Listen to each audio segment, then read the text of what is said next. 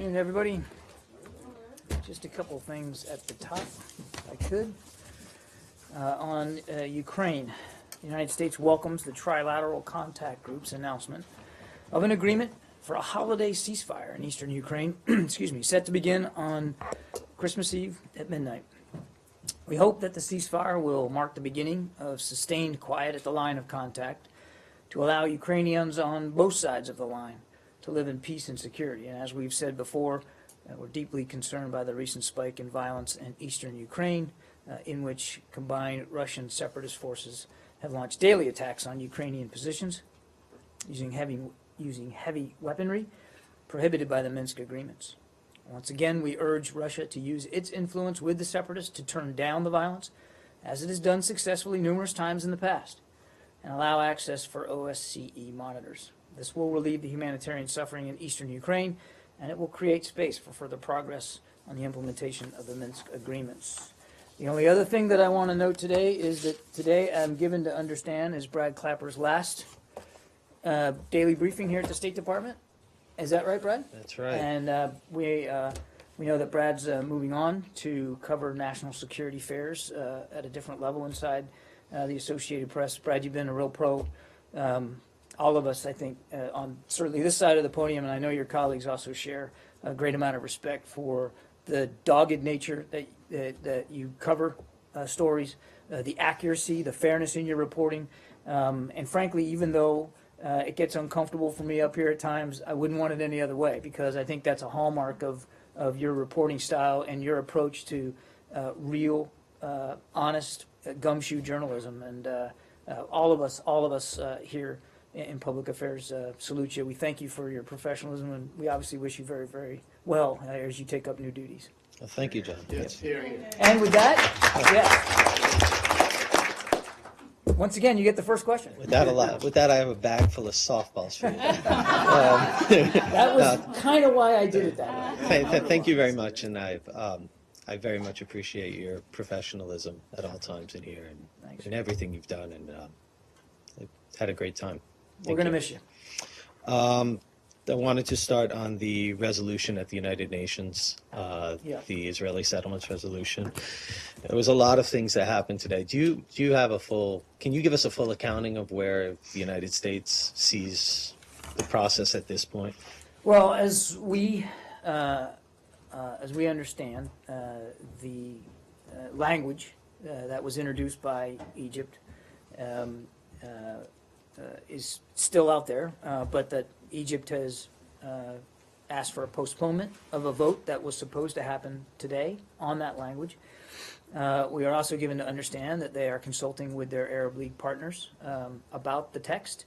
And even as coming down here, when I checked in, as I understand it, those discussions are still ongoing. So we'll just have to wait and see what the results of those consultations are to see if the text moves forward. I honestly don't know if or when a vote will be rescheduled. Was the United States hoping for the vote to proceed? Well, it wasn't about hope. I mean, this was well, I mean, yeah. What I think, first of all, obviously I'm not going to preview, nor would we preview our views or our votes in advance of Security Council resolutions being voted on. So what we've continued to try to do is work towards seeing a viable two-state solution realized.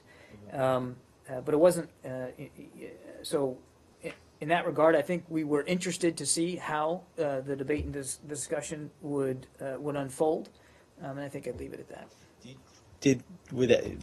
If you don't want to say what you don't want to say what your position was, whether you were going to veto, abstain, or vote yes, is that my understanding? We never preview our votes. Okay.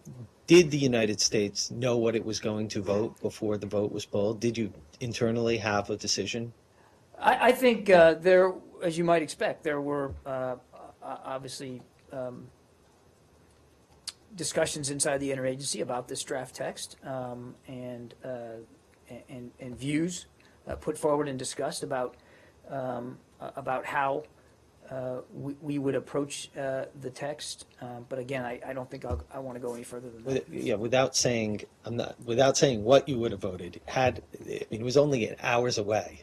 Had you decided what you were going to vote? I'm not gonna. Yes or I'm, no? I'm not going to go into any more detail about interagency discussions. And I just have one or two more. Sure.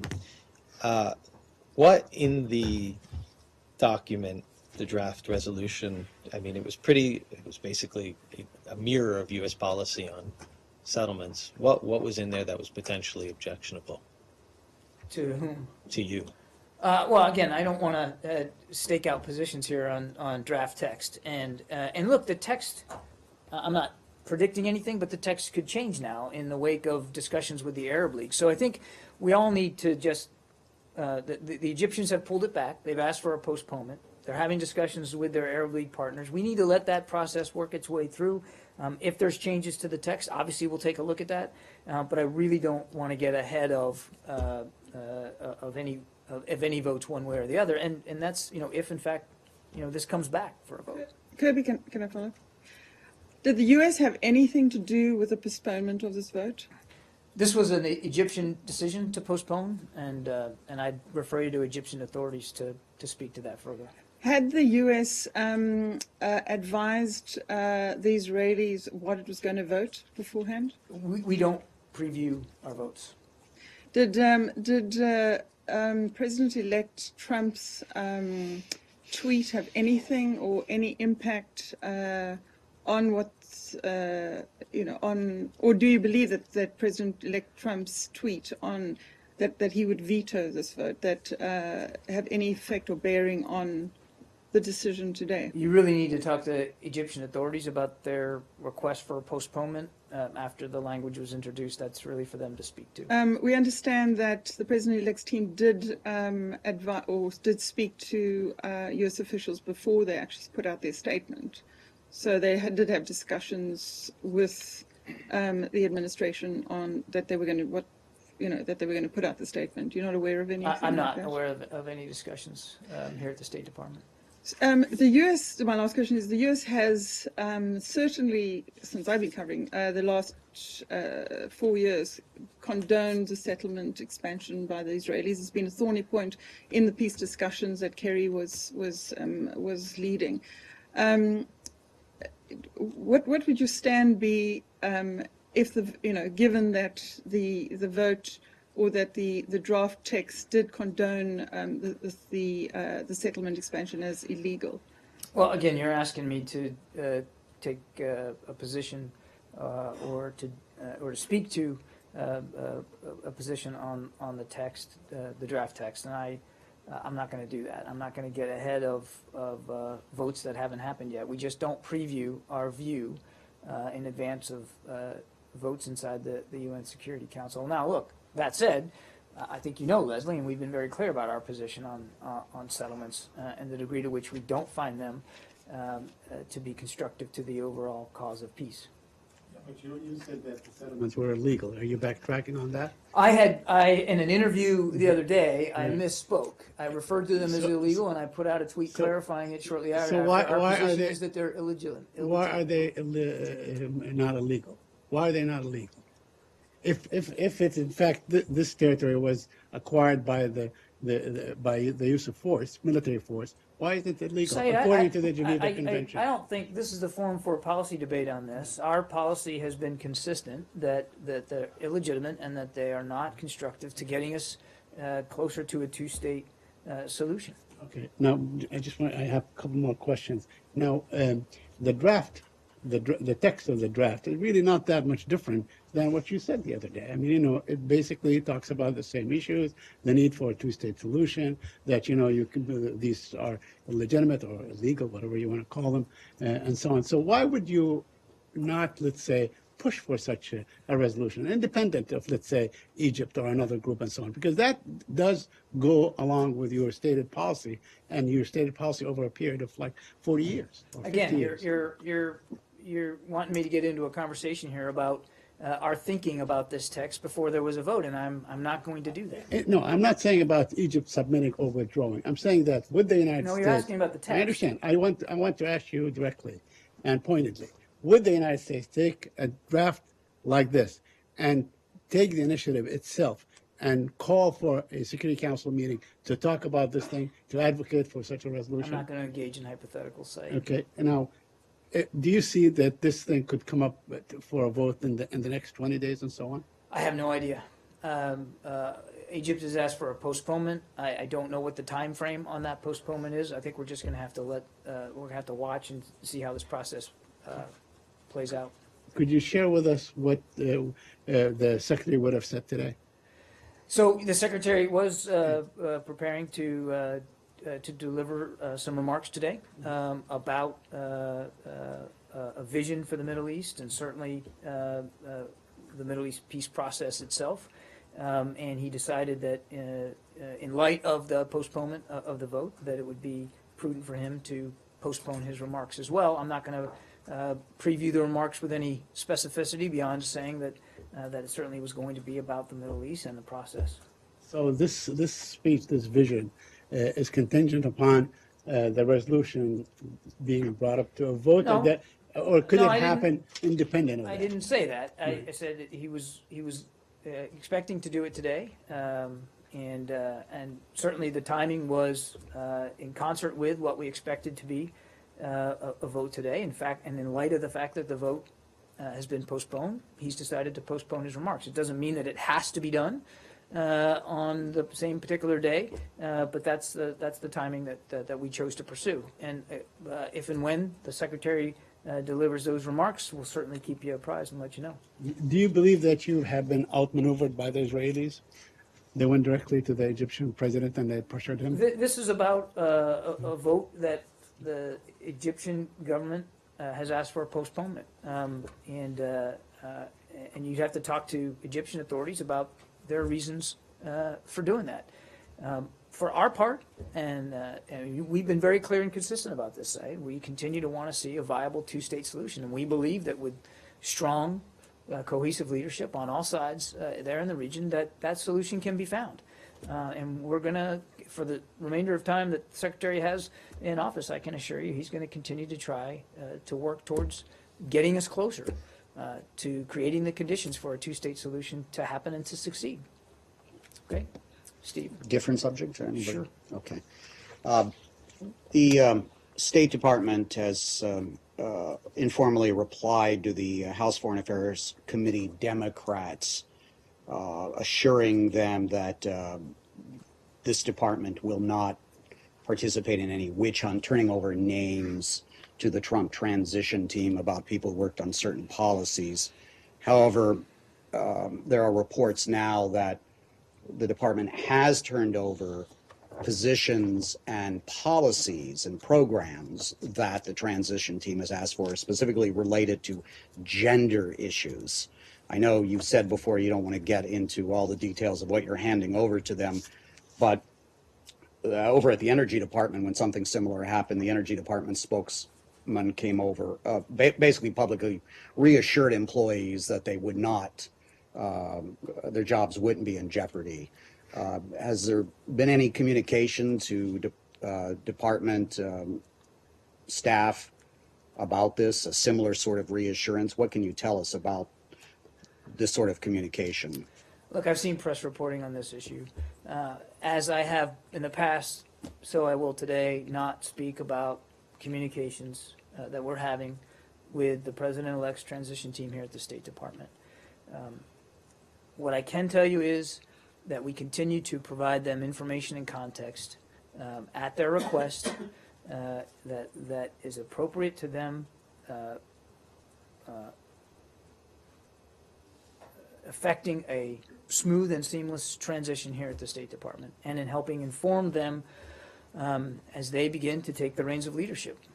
That was very clear guidance issued by Secretary Kerry right after the election, and that's what we're going to continue to do. But I am simply not going to read out our discussions and our daily interactions with the transition team. That wouldn't be appropriate. But can you give reassurance to employees in this building and in the embassies around the world that issues that they've worked on under the direction of their bosses won't cause them to be in line for retaliation, demotion, or other treatment? Well, you're making by... a supposition based on what you think the transition team is asking for. and again, I'm not going to get into the specifics of the information that is being sought or the information that's being provided. The incoming administration will make their own policy decisions based on the foreign policy agenda that President-elect Trump lays out. That's their job. That's why we have elections in this country. And the professionals here at the State Department, and they're all professionals, will carry out that foreign policy agenda, and they will support that foreign policy agenda. Now, as I've said before, we will do our utmost to provide them the context and the information that they ask for and that we think is appropriate to help them make the most informed, best decisions going forward. But ultimately, those decisions are squarely on the shoulders of the president-elect, and we respect that. Okay? Just a follow-up to that? Sure. The New York Times has this photograph of the actual memo that was given to the State seen it. Department asking for Yeah, I've seen it. particularly the positions that were dedicated to gender equality and the budget for the past year. Is that what you think is appropriate information for a seamless transition? I'm not going to speak to leaked documents, Barbara. I simply won't do that. I would point you back to what I said yesterday. Though I won't speak to specific information being communicated to or from the transition team. As I said yesterday, it is normal, it is usual, it is typical, it is expected that as a new team comes in, and I saw this for myself 8 years ago when I was in the Pentagon for the transition between President Bush and then President-elect Obama, for a transition team to want to have a sense of organization, of resourcing, and of staffing for the organization and the subunits of that organization that they're about to lead. Margaret. On that same topic, as you said yesterday, you really characterized a lot of these questions about staffing and programs, some of which are viewed as politically charged. They're just standard programs here, but some view them as that. You were saying all those questions you really saw as appropriate and standard for a transition. On this latest question specific to gender programming and budgeting, do you also think that specific topic area is standard to be one of the few sort of flash memos sent out demanding information on? Again, I'm not going to get into the details of communications with the transition team and or confirming the veracity of leaked documents. I can't do that. But Margaret, I mean, obviously, gender equality issues here at the Department of State are a priority. Secretary Kerry has made them a priority. Secretary Clinton before him made it a priority, and it remains one for us here. And yes, there is staffing and resources being applied to gender equality issues around the world because we believe in that. And we think that gender equality, like so many other issues of human rights, are paramount to American foreign policy, American interests around the world. And to the degree that there is interest in the way we have approached pursuing gender equality and human rights around the world by the transition team, we will certainly provide them the context, the information that is appropriate to help them make their own decisions about that going forward. On a personnel level, though, have you heard concerns from those who keep characterizing this as a witch hunt or a fear of witch hunt, whether or not it's actually going to be borne out?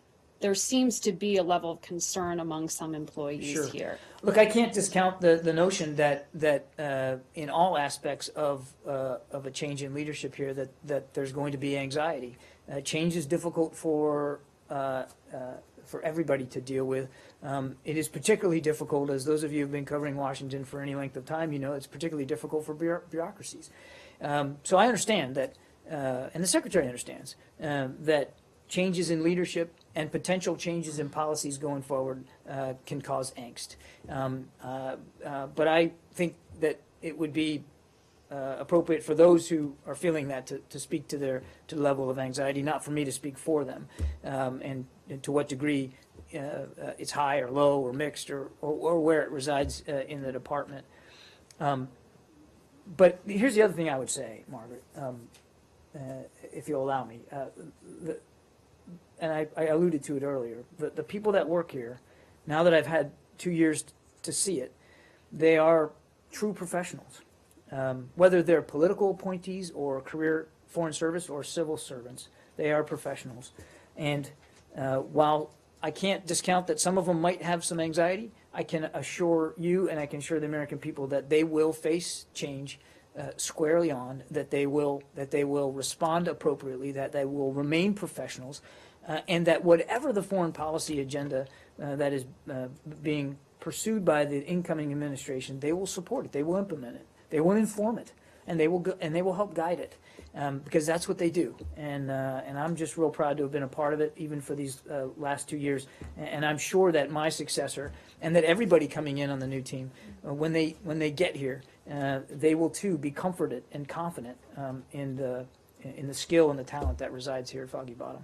And lastly, on this though, I mean, you watched the campaign, we all watched the campaign. It was an extraordinary one. A lot of the rhetoric was more heated than usual. Sure. I mean, can you say, has this risen to the Secretary's level yet in terms of the anxiety that some apparently are expressing? I'm not aware that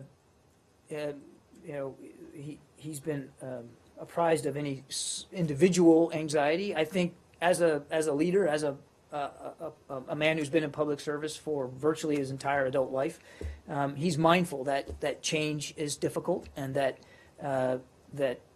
organizations need to be led through change, and that's why he has been so vocal and so clear with the department that he wants them to embrace this transition process.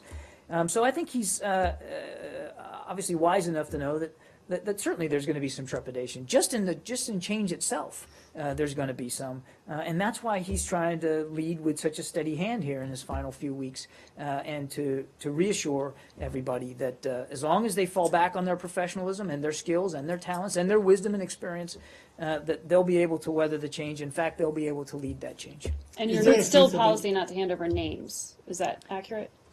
There is, I think you can understand that in helping any new team get a grip on a new organization, that as they try to understand bureaus and how they're manned, that there's going to be a discussion, there needs to be a discussion about what positions will remain open for them to fill and what positions they might not have to worry about filling because they're being filled with, say, career foreign service officers or civil servants. And so in that capacity, in terms of informing them about the organization, you can see that there might be a logic in terms of being able to explain to them who specifically is in what seat. There's nothing wrong with that. That's typical. That's normal. I've seen it in the past. In a military change of command, it's no different. When a new captain comes aboard a ship, you tell them who's on board and what jobs they have and how the ship operates. That's the way it works. But obviously, we would have concerns if, for instance, there were issue-specific lists of names that were being provided. I mean, clearly that would be something that would be of concern of us and would not be the kind of thing that we would want to engage in. But in terms of organizationally, where people are, what jobs they have, who's in the chair, and whether that person is going to be here after the 20th or not, those are fair questions for us to have to answer. John, but you must agree that there must be a feeling of intimidation, because there was a time, it was several decades back, when there were lists and people were afraid and they were, intimidated and so on. What kind of counseling or what kind of reassurance, other than saying fall back on your professionalism, what kind of assurances or legal assurances? As I think I just said to Margaret, I mean, should and I'm not saying I'm not speaking to specific requests for information, but obviously in a hypothetical situation, if there were issue-specific names requested, obviously that would be of concern to us, and it would not be the kind of information that we would deem to be appropriate to be passed along. That said, if it's organizationally arranged and asked for in that context, well, there's a certain logic there, without getting into specific requests that have been made or have been met.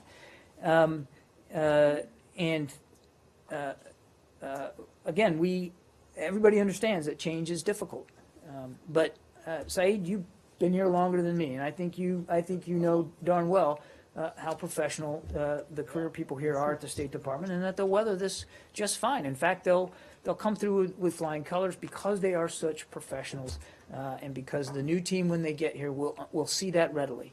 And you know, it's not as if there aren't experienced people on the transition team as well who also understand and have a grounding in what this institution does, and not just here in Washington, but what it does around the world. As we enter Secretary Kerry's final time here, in your assessment, do you believe he has made us here at home in the U.S. safer and more broadly the world safer during his time? Oh, absolutely, I do. I believe American foreign policy and our foreign policy priorities, our foreign policy achievements have helped make the American people safer. Look at the Iran deal, for instance. We now have a deal in place, and it is being implemented by all sides, that will preclude Iran from ever achieving nuclear weapons capability. And there's an inspection regime in place that's the most rigorous ever enacted. And in Iran without nuclear weapons capability, I think we can all agree, no matter what side of the aisle you're on or on the issue that you're on, is better to deal with, even an Iran that is still conducting destabilizing activities, and they are, than one that is also doing that with the capability of having nuclear weapons. Look at the Paris Agreement.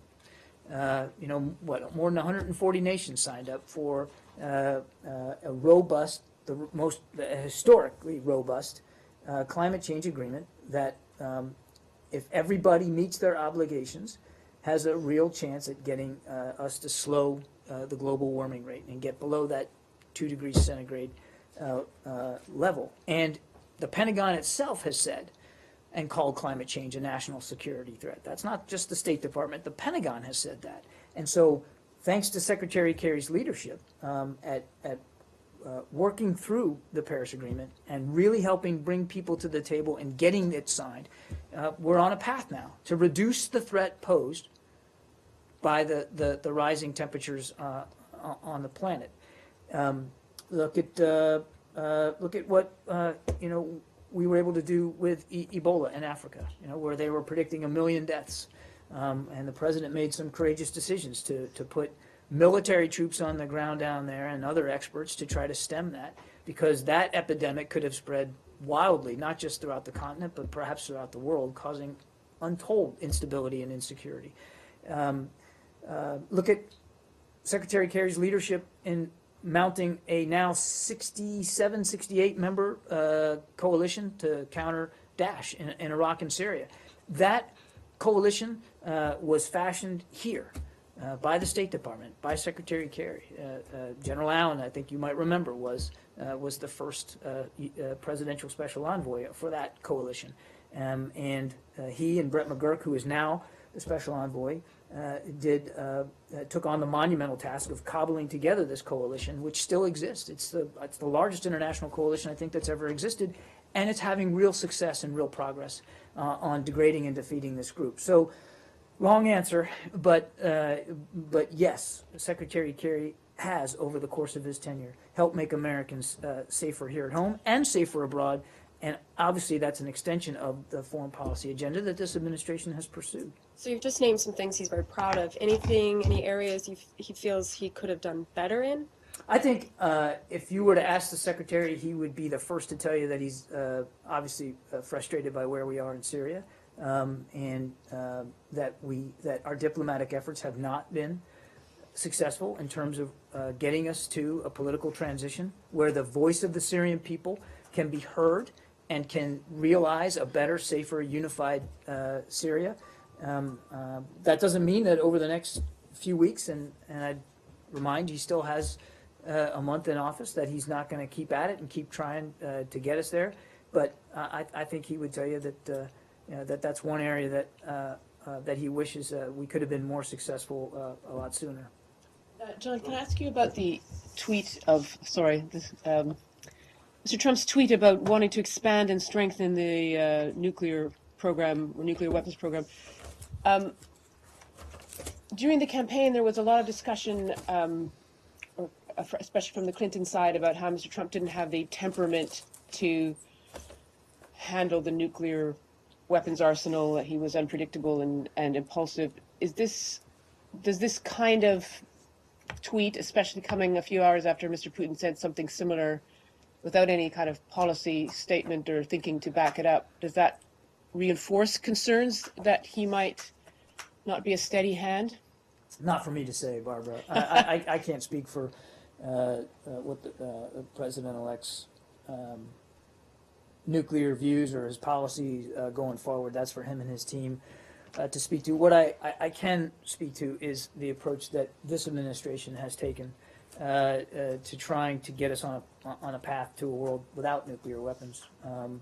And we've achieved progress that we believe on a number of fronts. First, reducing our stockpile and our launchers through New START. Number two, diminishing the role of nuclear weapons in our security strategy. And number three, securing the Iran deal, as I just spoke to a few minutes ago with Lauren about stopping the proliferation of nuclear weapons, particularly through that deal. Now, that said, we're always looking at additional ways to achieve progress on the president's path forward to maintaining a credible deterrent.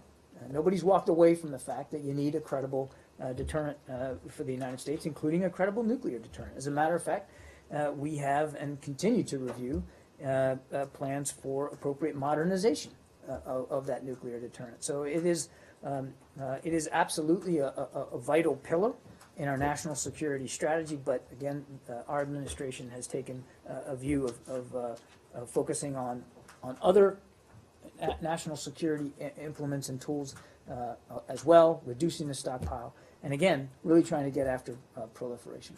Can I follow up on that? Sure. Has there been any concerns expressed since that tweet came out this morning from the president-elect from other countries to this building? Not that I'm aware of.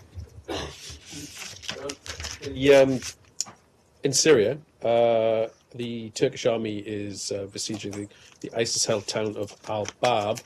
Today, the Syrian Observatory of Human Rights said they think more than 40 civilians were killed in Turkish strikes today. Now, I know Turkey's a member of the anti-ISIS coalition, but you've also, from this podium, expressed concern at uncoordinated actions they've carried out. Is Turkey's assault on Al-Bab part of the coalition operation, or is that unilateral? You know what, Dave? I am not familiar with the battlefield updates here today. So rather than spitballing here, let me see if I can get you a better answer. Our policy and our views about uncoordinated military activities still stand, and that's not going to change. But I honestly don't have an update on Al-Bab, so if you'll allow me, I'd like to take that question and we'll get you an answer. That's fine. More broadly in Syria, the Syrian military has declared that they are now in sole control of Aleppo, that they see that their operation is concluded successfully in their eyes. Might not have been the political outcome that you would have wanted, but now at least it's clear. It's not a political outcome at all. Well, okay, it's not the outcome you may have wanted, but at least now one body is in sole control of the city. Are they now responsible for the safety of the people within it? Of course they are. They're also responsible for the devastation and the havoc and the starvation and the atrocities that they caused in the taking of Aleppo. Look, for our part, we understand that evacuations are continuing today from East Aleppo. We want them to continue as long as people want to depart. We've seen reports that the government regime is now claiming that evacuations are going to soon cease.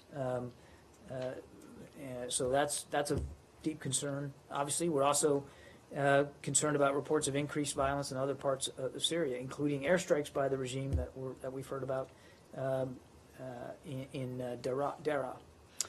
So, look,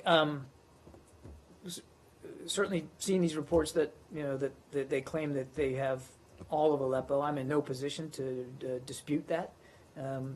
It comports with the information that we've been getting, but yes, they bear responsibility, and not just now for the task of rebuilding Aleppo, but they bear responsibility for what they did to Aleppo and to Aleppo's citizens. So will you help in rebuilding Aleppo at one point? I know of no such plans to help in Now, let rebuilding me ask Aleppo you, site or how that could even be done. Okay. Exactly. I mean, something like this. But let me ask you something. You're saying that they bear responsibility, but surely you agree that there are so many other groups, and the thousands. I mean, the last tranche of maybe 3,000 to 4,000 fighters who were very hardened fighters with lethal weapons and so on. They also bear some responsibility in this destruction. Would you agree? We have talked and we've been honest and open about concerns when we've seen reports of opposition fighters causing damage to infrastructure or violating what little bit of cessations of hostilities we saw declared, and when we saw reports of them mistreating or firing on innocent people, we called it out. But let's be honest, when you look at Aleppo and you see the devastation and the destruction, it's caused almost solely by the regime and their backers in Moscow and Tehran. Let there be no mistake. And that's who bears the responsibility for what's happened in Aleppo. That's who bears the responsibility for the death and destruction, the maiming of innocent people. It wasn't the opposition who bombed hospitals and schools and first responders as they rushed to the scene to try to rescue people out of crumpled buildings. It was the regime with their backers. I want to follow up on something that Brad did 2 or 3 weeks ago when he asked you because I want to ask you about the scheme of things. You see the war is receding? Because at the time, Brad said that the area, the real estate area, under the control of the opposition is shrinking, and that in a way lessens the confrontation, lessens the war. So how do you see this in the scheme of things? The control over Aleppo. I don't remember the exact question. I'm sure that my answer was more eloquent than it'll probably be now. But what I said, what we have been saying, is that the fall of Aleppo, and we said this before it fell, it was not going to be an end of the war. That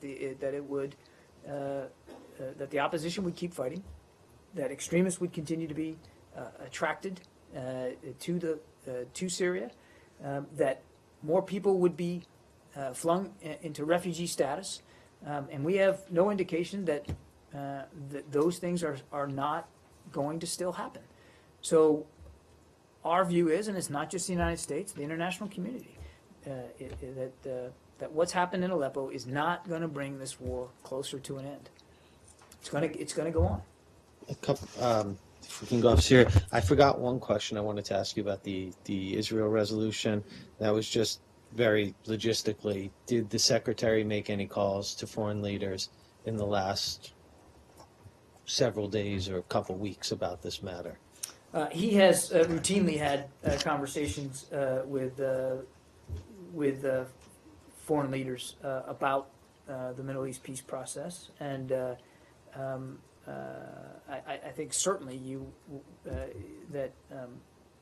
since the Egyptians submitted the text, that yes, he has had conversations with foreign leaders about this resolution. So do you know when the last time he spoke to Israeli Prime Minister Netanyahu or anyone else in Israel was about this? He spoke to Prime Minister Netanyahu this morning. Do you know when, did he speak to Foreign Minister Shukri or someone else from Japan? He did speak from with Egypt, he sorry. did speak with foreign 5 letters at least. he did speak with Foreign Minister Shukri last night. Yes. Last night, and then any others in the last pivotal day or so? Today he's also spoken with the Jordanian Foreign Minister Judah and Saudi Foreign Minister Al Jaber. But during his call this morning with Netanyahu, they obviously discussed the vote. There wasn't a vote. I mean, the possibility of a vote. Clearly, they talked about this resolution, this draft resolution. Obviously, they did, but I'm not going to detail the conversation that they had. Are you disappointed that this was not brought to a vote? I'm Are sorry? you disappointed that the resolution was not brought to a vote? This isn't about disappointment. I understand, but are you disappointed? I mean, you could say yes or no. Are you disappointed Say that it was we're- not brought to a vote? Let's see what the process bears out before we start characterizing things one way or the other. And again, I'm not going to preview or speculate about where this is going to go. On a separate topic, I don't know if you saw the comments today about Russia being the world's best military. I don't know if you're chafed at that or would like to dispute the notion that U.S. has slipped to number 2 or further in the Russian list. I saw allusion to those comments. I think the professionalism and the skill and the capabilities that are resident in the United States military are beyond debate and dispute. And America has every right to be proud of the men and women that are wearing the uniform and protecting their interests around the world, and their ability to do it. And I think I'm confident that my colleagues at the Defense Department would say the same thing. You don't think the Russian performance in Ukraine or in Syria raises them to preeminent military status? I don't think in all of human history there has ever been a military as capable and as intelligent, as strong, as well led, as well resourced as the United States military is today. Can I ask one? Yeah, this is about the Trump Hotel and foreign diplomats that are, booking receptions or staying there and such.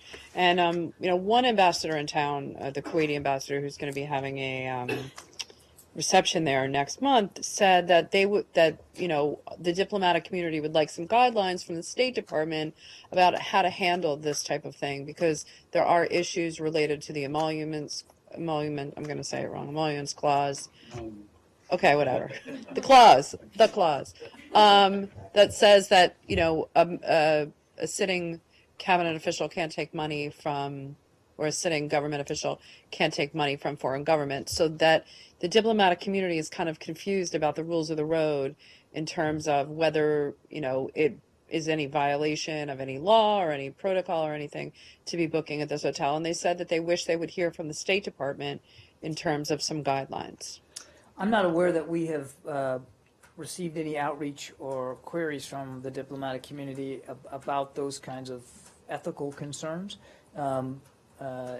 Obviously, if there were questions of that regard, and we were in a position to help provide context, I'm sure we would. I'm sure there's other places too that they could go, and I'm sure ethics office, the White House also would have expertise here to offer.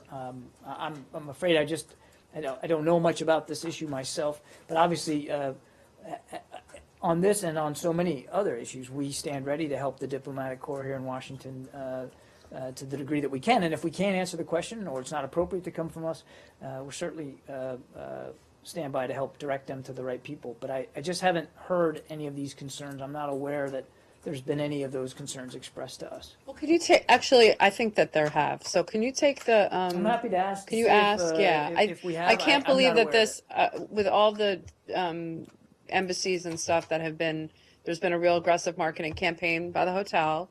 Not using the president-elect's position, but of course there is a connection, and governments are asking a lot of questions, and I'd have to believe that out of all the embassies that have been looking at the hotel, that there have to have been some questions. There might have been, at least. Yeah, I'm not saying that there's not. I'm just saying I'm not aware of any, and we'll check to see if there's something there. Many of the cities around the world where the State Department operates have Trump hotels. Do you have any plans to avoid or to use them? I don't have anything on that, Dave. But when you're traveling, do you take into account who owns the hotels you stay in?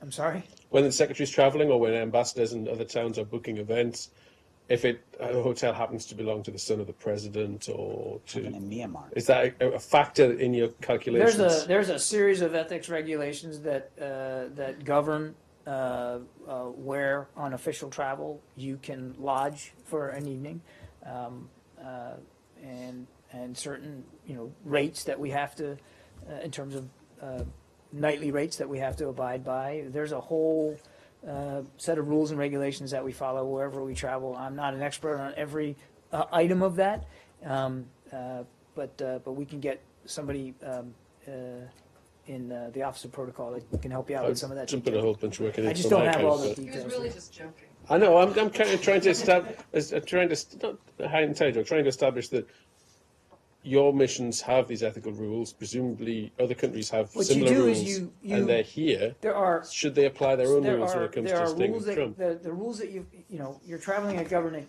expense, so you have to stay within the bounds of what your per diem is. So there's rules about where you can stay in terms of But cost. the There's person who rules eventually when gets the you're money that traveling you with pay, the that is secretary. There's what I'm rules about getting at. security Not the amount you security spend. aspects of certain places of lodging that diplomatic security has to be able to abide by. So some of our choices are limited by that. Some of the choices are limited by the size of the footprint of the party traveling. So there's a whole host of things that are considered. I'm not an expert on each and every one of those, but if you really want to know the details, we'll get somebody to walk you through that. Just very quick on the fact that the Kuwaitis canceled the Four Seasons and moved to the Trump Hotel by an aggressive, campaign by a private entity. Is that blurring the lines between private enterprise and diplomacy? in Said, this case? I don't know anything about this decision and this issue. I'll take one more, sir. You can have the last one. Go ahead. Thanks. UN Special Envoy Denis Tura has confirmed today his intent to reconvene or just convene the next round of talks February the 8th. I wanted to know if there is any active discussion underway about moving the talks from Geneva to Astana, as Kazakhstan has offered. You'd have to talk to the special envoy.